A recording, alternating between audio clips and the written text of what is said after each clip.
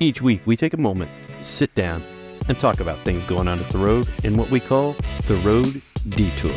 Welcome to the new and improved Road Detour. Doesn't this look great? Man, our tech crew did a fabulous job of redesigning the set. Still got some changes coming, and we're excited to be with you guys today. Going to start with some questions from the invisible, smooth, silky tones of Jason Adams. We need to start over. Start that over. This is a controversial question, right? In this time of the year, right?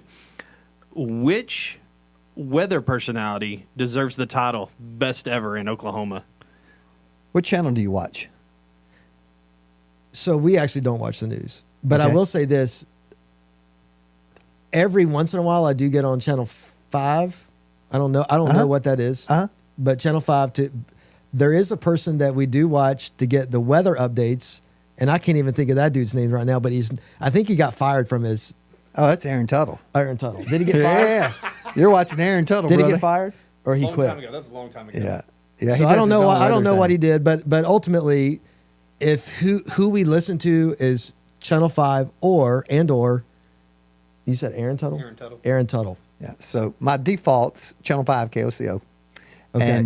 And I like their person. I like Lacey Swope on 9 when I'm watching it because she's a calm voice of reason. She doesn't lose her mind, and I appreciate that about her. But Channel 5 is my go-to. David Payne and David Payne. I think Allison follows him on Facebook because that's what. So truly, like I don't really pay attention to the news until like Allison is telling me, "Hey, we're about to die from a tornado," and then I'm like looking on her Facebook trying to see what the weather updates are, and it's Channel 5, David Payne, and have you been to a storm shelter this year? No. No, not yet. We trust in Jesus, and so therefore we crawl under the steps. We've been one time. So your trust is not 100%. Yeah, I mean, a little you know bit what? under We the trust steps. that we bought this house. It didn't come with a storm shelter. Right. So Ours didn't actually, either. the truth is, we could have gotten a storm shelter or blinds, and we chose blinds. So and your neighbors are glad you did. yeah, brother. I don't know. They're kind of crazy. I hope they're not watching this. I mean, I hope you are watching this. Okay, next question. Which food item is guaranteed to be in stock in your house? In stock, because Always let me in clarify stock. the question. Does that mean we bought it, we never eat it, it's always on the shelf? No. Oh, It wow. means that we do eat it, and okay, that's a good question then. Let's see. What do I love that's always in stock? Peanut butter never runs out at our house. I eat peanut butter, and so we're always in stock on peanut butter. So now that you say that, there's things in our house that we have a lot of and we eat a lot of that it's not necessarily my favorite. Peanut butter, Nutella. I don't necessarily love those, but we we got have some Nutella too, brother. But I would say the things that we keep in stock because I like them is the crinkle cut fries, or not fries, but potato chips from Costco. Yeah. So they're like Ruffles. No, it's like they're crispier than Ruffles. What's it called when they're like more crispy? Do you know what I'm talking about? Not deep fried, but I mean, because they're all fried. Like the kettle cooked? Kettle. Yeah, Kettle thank you. cooked, So okay. there's kettle, crinkle cut fries. And the reason we keep them, and I don't know if you guys do this or not, but I love a good ham and cheese sandwich, and I put crinkle cut potato chips on my sandwich when I eat it. Change your life. Kettle fries, the jalapeno ones, Oh, yeah, we love those. dip them in ranch. We do. Oh, dude. Oh. If we have, so those get eaten the fastest, but they're smaller bags. So the bag from Costco, The big what I'm bag. talking, it's a massive bag, right? And so we buy 3 bags at a time, 3 bags at a time. we love potato chips. So anything salty. Yeah. I'm a crunchy, salty guy Yeah. too. Yeah. Yep. All right, last one. What is your favorite classic movie? Classic movie. So Could be John Wayne. I've got a couple. So that are his really classic and my classic are going to be like multiple era good. differences. Well, 2 decades Is it apart. like in Yeah. the 40s and So 40s. So, when I think about black and white movies, so honestly, the things that I watched the other day, I watch a lot of like Don Knotts old like cowboy comedy stuff, and I think he's funny. Shakiest Gun in the West. I literally posted that. Any of the Apple Dumpling Gang. What, Mr. Limpet? What was that one? The Incredible Mr. Limpet. Yeah. Yeah. So is that classic? Yeah, Ghost of Mr. Ghost of Chicken. Mr. was Chicken, another good yeah. one. Is that classic? That's classic, right? Classic. Yeah, I'll take that. Yeah, along the same lines, not my favorite, Sons of Flubber. Did y'all ever watch yeah. that? Yeah, Fred McMurray. Yeah, No. him invented his rubber stuff. He could bounce all over the place. You know what? I remember seeing a commercial Yeah, about Son that. of Flubber. Yeah. But it's funny, like those movies. Then after that, when Herbie started coming along, I don't think it's classic, but I loved the Herbie movies. Wait a minute, the black and white ones, because those were classics. Herbie Not was the- black and white. Yeah, not the Lindsay Lohan. No, The I'm talking. older Yeah, the stuff, older ones. Yeah, I couldn't remember if it was black and white or That's not. considered Disney classic stuff. Yeah, I So- like Herbie, and to this day, if we see, and I never remember to look for punch bugs, but Allison will Slug like, bug, yeah. yeah, she'll hit me. I'll leave it at that. Scared me. You scared me. It scared me. I thought we had to cut that out.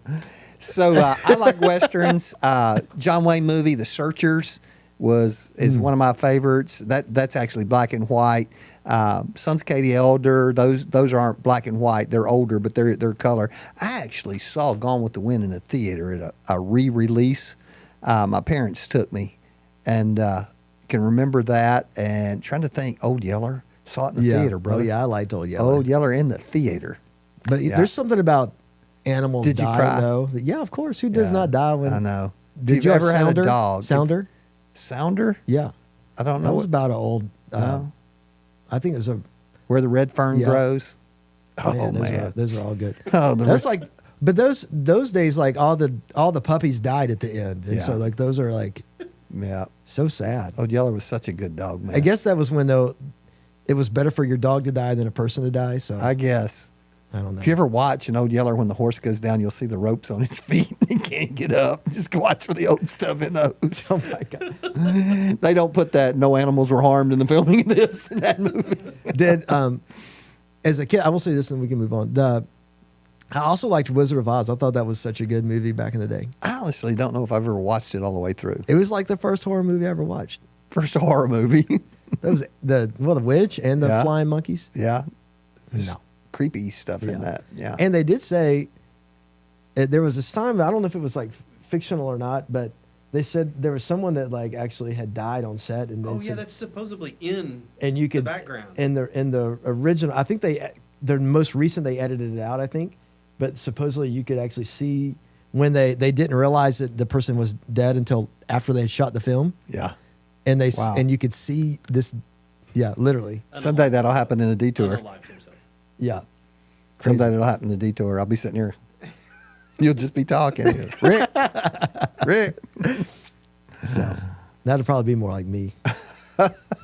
Well, we're going to talk a little BRP action today. We summer series Bible reading plan. We got 4 more weeks of that, and last week we've looked at Mark 13. Then we looked at kind of an overview of Romans. Matthew's going to be doing Romans 5 this week, and we were going to talk just a little bit about like what we did in our Bible reading today. We were today in Mark 16, resurrection of Jesus, and you know, I've had a couple of different approaches on my BRP. I'm a accomplisher, so read the chapter. But a couple of times I have read and will stop at a point and go, that's what I was supposed to get. And I mean, you know, I read and it's like, that's what I'm supposed to write about. And today it was very early in. I read the chapter, but it's very early in. I knew that it was the stone, and that Mary was coming to the tomb. Look at verses 3 and 4. I didn't bring my phone with me. So normally, like when I do that, we'll come back to you in a second. I like when I read it, and I'm like, I think that's what it is. I highlight it, and then I keep reading just in case it's not. Read that. 3 says, they were saying to one another, "Who will roll away the stone for us from the entrance of the tomb?" Looking up, they saw that the stone had been rolled away, although it was extremely large. So my deal was, and that I wrote was, what stones in my life do I look at and go, I can't roll that away. I can't. What is it in my On my life own. I can't do anything with? And the reality for the women coming to the tomb was it had already been done. They were worried about something that God had already provided an answer for. So, I wrote my sin because my stupid sin is a constant struggle for me, right? Is that I'm never at that spot where it's like, which one? This is easy. All of them. All of the above. And yet the reality is it's done. It's already taken care of. Debt has been paid on that. Yeah. I put my adult kids that, the struggle of wanting them to be able to do well and unfortunately, the desire to see them live a problem-free life, which is never going to happen, and it wouldn't be healthy if it did. I do get that. But as a parent, you desire that. And those big stones, and you go, I can't do anything about that, right? And trusting God that He sees it, He knows it, He's already got a plan in place, and at the appropriate time, He will move those stones. That's really interesting. Just today, I talked with a person on the phone, and this individual was telling me their spouse is in another city right now. And this person said, I feel so helpless because I'm not with my spouse. Mm-hmm. And in other words, how do I deal with this? And right, how do you deal with it when you're not there? You can't really deal with it. There's nothing you can do, right? Right. This whole control thing of I've got to be in control. I've got to be have my hands on either my family, my resources, and if you really step back and you look at Scripture, Jesus is anti our control. Right? It's always let me be in control. Well, because when we're in control, we only can operate on what we see, which is not normally this much. Yeah. Very little. Yeah. Right. No, that's really good. I like that because I think that's something that for me and for most of us is that in our heads, we're protected when we're in control because I can determine the outcome. It's an illusion, brother. Right. It is. Yep. It is. Yep. Very good. And how safe it actually is when I can say I'm actually better when I'm not in control, and God actually is in control. Scary feeling. He sees around the bend when I don't. That's good. That's real good. So thank you for those insights. Oh, I just was reading off of your but your it's good. That's good. So Mark 16:15 talks about it's really the commission of the disciples, go and make disciples of all nations. And he says this in verse 16. I'll pull it back up. It says, he who has believed and has been baptized shall be saved, but who has disbelieved shall be condemned. These signs, verse 17, will accompany those who have believed. And he goes on and he names some, I'll say supernatural signs. And what really kind of stuck to me is it's so easy for me to say, oh, yeah, of course Jesus is my Lord and Savior. Yes, of course, I trust Jesus.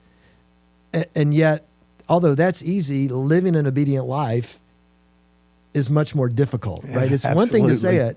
It's another thing to live it out. Right. And so what really was kind of going through my mind in my BRP was, how well am I actually living it out? How well am I actually going and making disciples of all nations? And so if we forget about like international places, how well am I actually making disciples within a 5-mile radius of my home? Right, your neighborhood. Right, my neighborhood.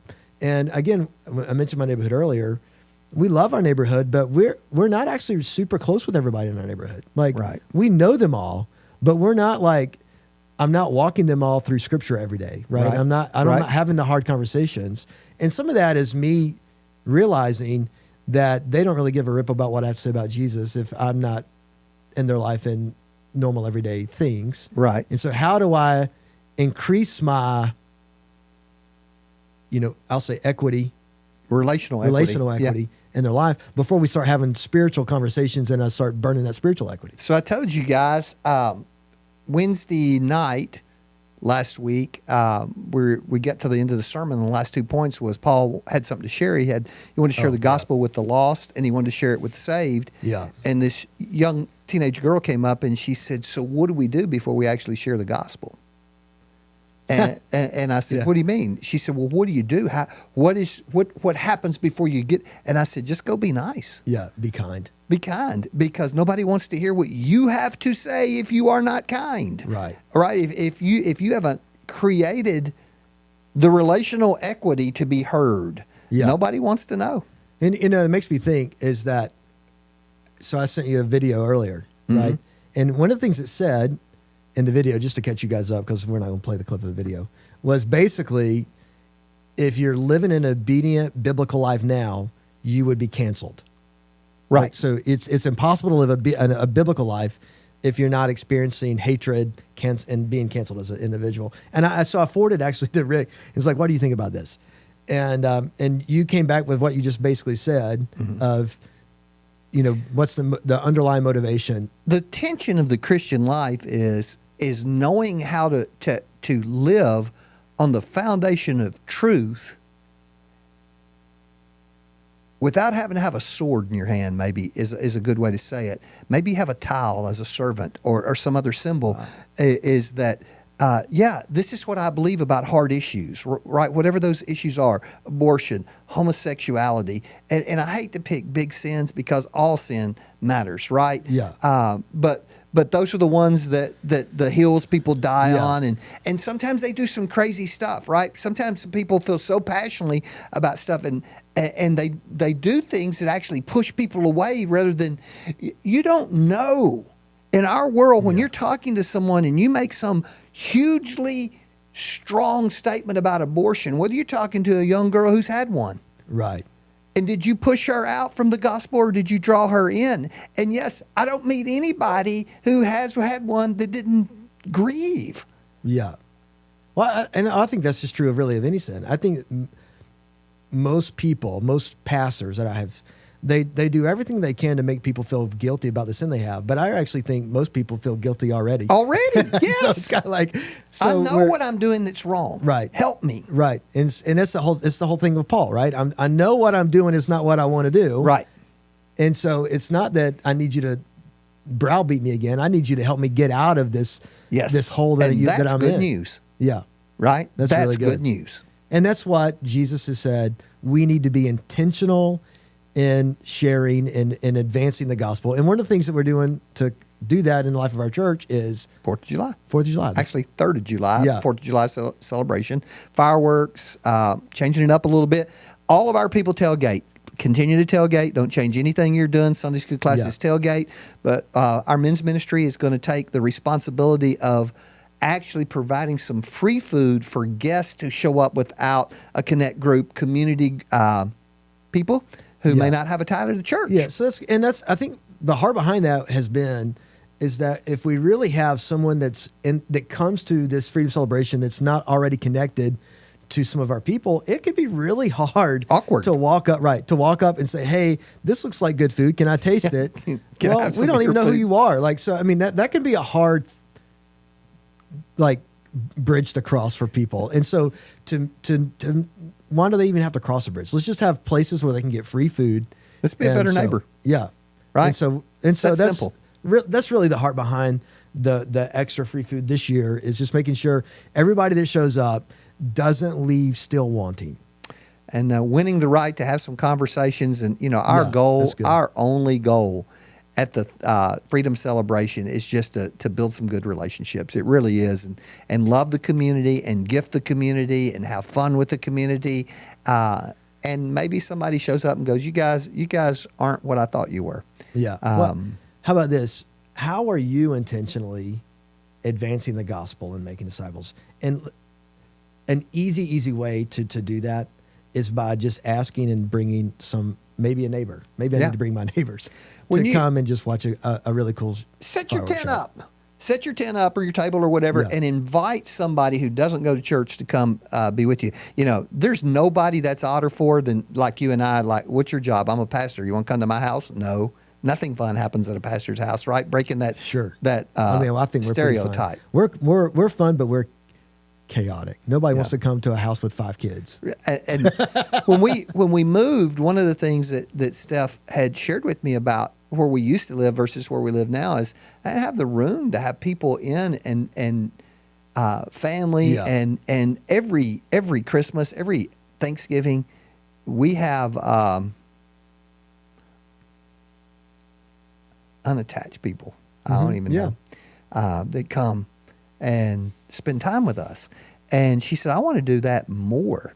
Yeah. And again, look, I'll be the first to tell you, my wife's made a much better man out of me than I would have been on my own, because I go home to be home.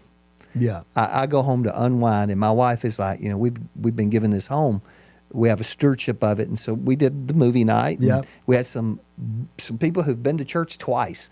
We invited them over to our house to be a part of that, and just trying to build some relationship. And Stephanie and Luis, if you're watching, hey, had a great time with you.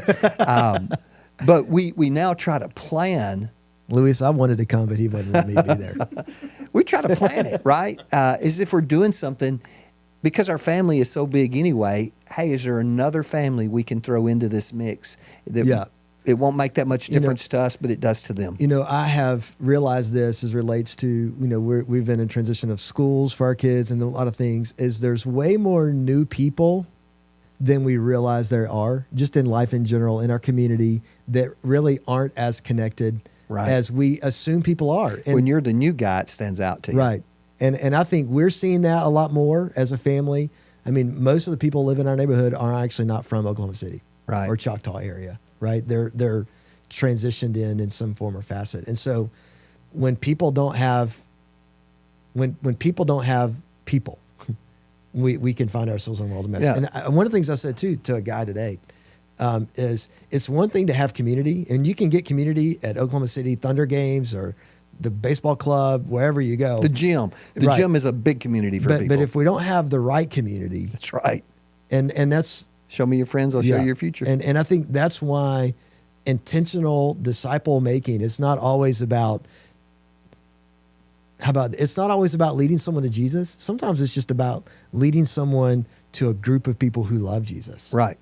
And actually, if we believe that the Bible, they will hear if they're around enough people. Right. That's good. So the challenge, what stone in your life is so big, you're going to have to depend on God to roll it away. Yeah. And the truth is, it may already have been rolled away. Wow. And then how? That's really good. How can you be intentional? Summer's here, right? It's officially began yesterday. You're going to be cooking burgers. Can you invite somebody over to your house for burgers? Invite them to the Freedom Celebration. Youth camps, right? You got youth camp and children's camp, Camp Edge. And if you got neighbors with kids, invite them to be a part of that. Because I promise you get their kids excited about coming to church, family's going to come to church. And again, all of those opportunities, it's not about you presenting the gospel. We are going to do that. The gospel will be heard every time you come to these doors. And so if you have young kids in your family community that you wish would hear the gospel and you don't know how to present it, and we can help you with that. But an easy way is to say, hey, I can get you to a place that I know preaches the gospel every week. That's right. That was good. Yeah. That was good. Hey, thanks for tuning in. Love you guys. See you next week.